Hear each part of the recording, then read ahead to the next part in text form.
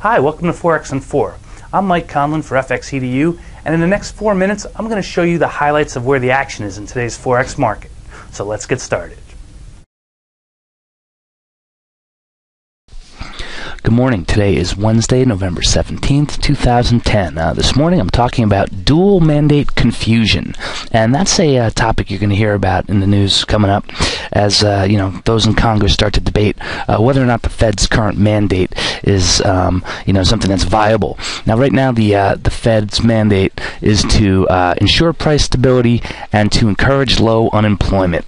Well, that's can seemingly seem to be a little bit confusing for some because people starting to wonder, well, how can the Fed actually encourage unemployment? I mean, yeah, you can, through monetary policy, make money available, but you can't make people borrow it, okay? And if they do borrow it, you can't make them give it to somebody else by hiring them, all right? If there's no demand out there, if there's uncertainty in the business climate, all right, people aren't going to use this money regardless of how much is there. So I don't see how this low unemployment part of the mandate is actually something that's viable here for the Fed.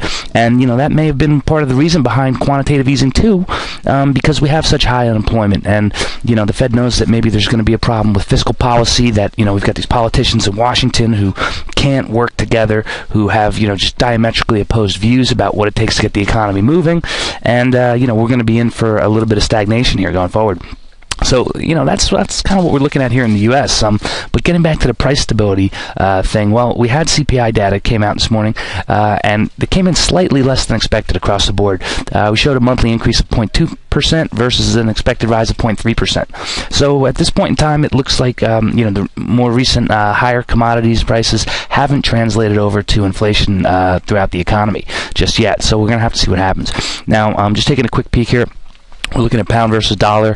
Earlier this morning, the Bank of England's rate policy meeting minutes came out. Right, it was basically the same thing that they said last time. Now, last meeting's minutes were a little bit hawkish. They're in the same boat. I'm not certain how they're able to go ahead and sort of ignore the CPI data that's coming out. Inflation seems to be creeping up there. It's at 3.2% last reading, which was higher than expected. It's outside of the top of the band. All right, and at this point they're concerned about the reduced fiscal policy is going to hurt the economy there. So they're taking a wait and see approach, which at this point may be the prudent thing to do. So you can see here the pound's a little bit higher. Just look here. We can look in the 30-minute chart. And I just want to show you that we put in maybe like a little near-term bottom here at 158.5. Now, yesterday we had massive sell-offs due to the Irish debt crisis going on, and there was also some concern that China may be slowing down, and if they slow down, what that's going to do to the global economy. So just take a look at the euro here. Now, just want to talk to you about this Irish debt crisis. Let's go to the 4-hour chart. I'm just going to show you where we are as far as levels. We're right at the 50% retracement level here from the most recent swing lows back in September that happened before quantitative easing 2 really came about. Now, we've got this Irish debt crisis going on. Both EU and IMF officials are going to go in. They're going to examine the books of the banks in Ireland, and they're going to determine whether or not they need to access the bailout facility. Right now, Ireland is fighting this tooth and nail. However, the EU seems to be, or some in the EU seem to be pushing them towards taking this bailout, and most notably, that's Germany at this point. So there's not a unified front going on in the EU, and I question whether or not, if they do have to access the facility, whether that's going to be a good thing or a bad thing. Because if they do have to access the facility, then people are going to say, hey, wait a second, just a few scant months ago, everything seemed to be okay, and now all of a sudden, you're telling us that you have to access the facility. Well, who's next? Well, everybody knows Portugal's next, and then possibly Spain. So this could induce an even further crisis of confidence and not an increase that the EU is expecting. So we're going to have to see how that plays out. But right now, 134.30 appears to be 50% retracement level for the euro. Other than that, we're seeing some mild risk-taking in the markets. You can see Aussie's a little bit higher here. We'll just look at it on the 5-minute chart. You can see here just a little bit higher. They had some wage inflation going on. First growth in wages since back in 2008 when the crisis happened. So it's showing that maybe the RBA took the right course of action by raising rates preemptively at last meeting. Other than that, just risk taking happening, but very mild.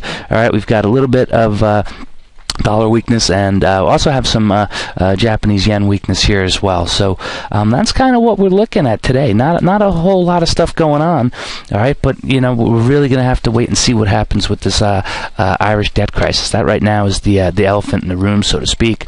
And we can also talk about what really brought about the crisis. I mean, everybody knows that Ireland, Portugal, these pigs nations have these ridiculous debt and deficits out there, but perhaps it was the European response to Bernanke's quantitative easing 2 that really got this to heat up. I mean, the expectation was that the announcement of QE2 was going to happen, and that all of a sudden the euro had been strengthening against the dollar for some time, and there was thoughts that perhaps it was going to happen further. Well, all of a sudden you bring up the debt crisis and everybody goes running for the doors, flight to safety, and that sort of normalized the dollar a little bit. So perhaps if the U.S. Fed doesn't have this dual mandate of trying to encourage employment through just printing money, I don't know what other policies they can do to really do that outside of fiscal policy. All right, if they don't have to do QE2, then perhaps we're not even going to hear about what's going on in Ireland. So it's going to be interesting to see what the IMF and the EU come up with. If they come out and say, hey, you know what, the Irish banks may be okay, then there could be a backlash against Germany for trying to, incite the and exacerbate the problem. If, in fact, they do need to access the facility, then I think it's going to provide the market with some witch hunts, and you're going to see Portugal and Spain now come back into play. So not a good situation, and perhaps the response to QE2 was ill thought out, if you will. So this gets us back to the dual mandate. Again, I still have a hard time believing monetary policy can encourage employment. Okay, we need sound fiscal policy, and that's the first thing that the government should have tackled, rather than trying to push through this health care bill, rather than come up with all these stupid regulations that are impeding business. I realize that there was such a political majority that they had to get these things done because it's vastly unpopular, okay? But you can really see the results now happening as the economy suffers. And the economy suffers because we still have high unemployment. All right, and until we get some sound tax policy, we stop spending, we figure out what the effects of the healthcare bill are going to be in the regulation. All right, no one's going to hire. All right, no one's expanding in this climate, and things are just going to continue to get worse. So that's what we're looking at today. Just keep an eye out for this Irish thing. We'll probably hear something more tomorrow, and good trading to all.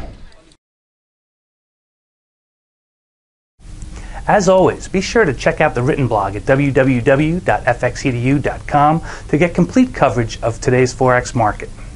If you would like to learn more about how to trade the Forex market from professionals like myself, be sure to check out our affordable Forex trading courses.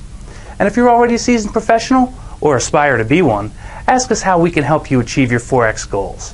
Go to www.fxedu.com to get started today.